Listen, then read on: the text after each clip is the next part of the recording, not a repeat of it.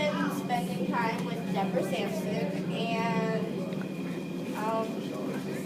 so I've been learning about her. This is a poster I made with some of the stuff that I learned about her. So over here I have my summary. It's entitled The Life of Deborah Sampson. Deborah Sampson was born on December 17th, 1760 in Plimpton, Massachusetts. Her parents were Jonathan Sampson and Deborah Bradford Sampson. She was the fifth of their 7 children. They lived in Middleborough, Massachusetts for most of her youth. She was abandoned by her father and became an indentured servant for about 8 or 10 years. After she was done serving as an indentured servant, she went back to Middleborough and taught for a period of time. Then she decided that she wanted to serve in the Army and disguised herself as Robert Shirtley from Uxbridge, Massachusetts. She signed up for duty in May of 1782. In one of her battles, she got a wound on her head and also got 2 musket balls in her thigh. She went to a hospital for her head wound, but refused to tell about her thigh. Later, she removed 1 ball herself, but couldn't reach the other. She was one of the specifically selected soldiers to defend the Congress from unpaid and underpaid soldiers in Philadelphia. While there, she became ill and later unconscious. When Dr. Barnabas Binney treated her and searched for a heartbeat, he discovered the cloth Sampson used as part of her disguise. Since Dr. Binney believed it to be an injury, he removed the cloth, revealing her identity. He took her to his home to care for her. Later, she told some generals about her secret, and though they kept her secret, she was discharged on October 25th, 1783. She continued dressing as a man until she met her future husband, Benjamin Gannett. They became married April 17, 1785. They had 3 kids, Earl, Mary, and Patience, not including their adopted orphan, Suzanne. In 1813, one of her sons married and built a large mansion in Shannon, Massachusetts. She spent her last years there and died on April 9th, 1827. And this is a picture of her. This is the statue in front of the Sharon Public Library, which is the city she died in. And then this is my acrostic poem. She did many dangerous things to protect her identity. Everyone believed she was a man. Barnabas Binney discovered her identity. She was one of a few women who served in the Revolutionary War. Robert Shirtley was her name in the Army. April 29, 1827 was the date of her death. Henry Knox discharged her at West Point. She served in the Army for 1.5 years, adopted an orphan named Susanna, married to Benjamin Gannett in 1785. People listened to the story she told about being a soldier. Sharon, Massachusetts was the place she died. October 25th, 1783 was the day she got discharged.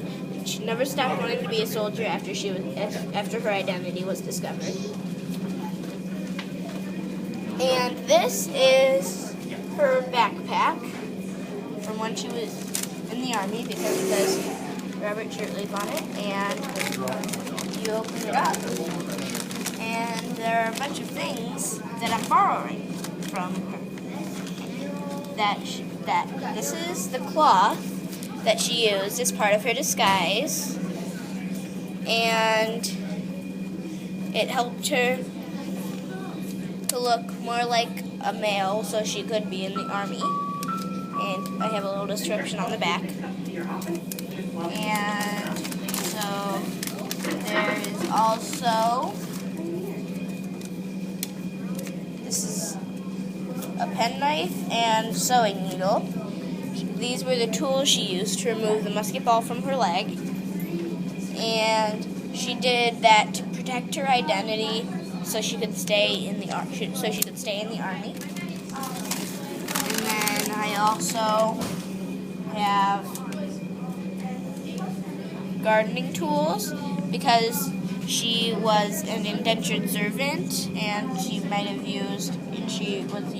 used these to help with gardening. And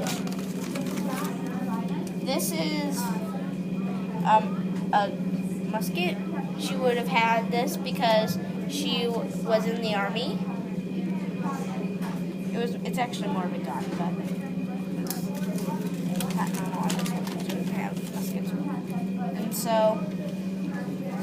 her Army uniform because she was in the Army and she had a uniform.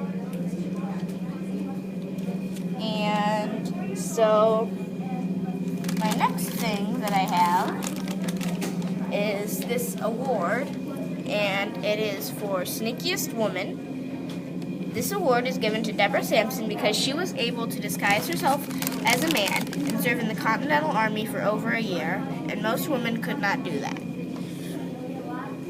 And then over here is a letter that she received, that she might have received while she was in the Army.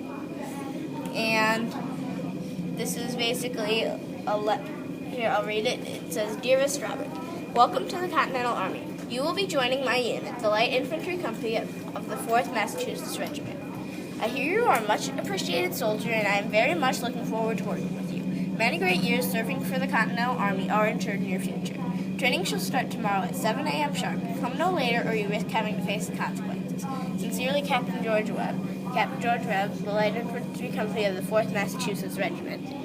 And that might have been a letter she would have received as information of where she would be in the when she was in the Army. And that is my poster. Thank you for watching.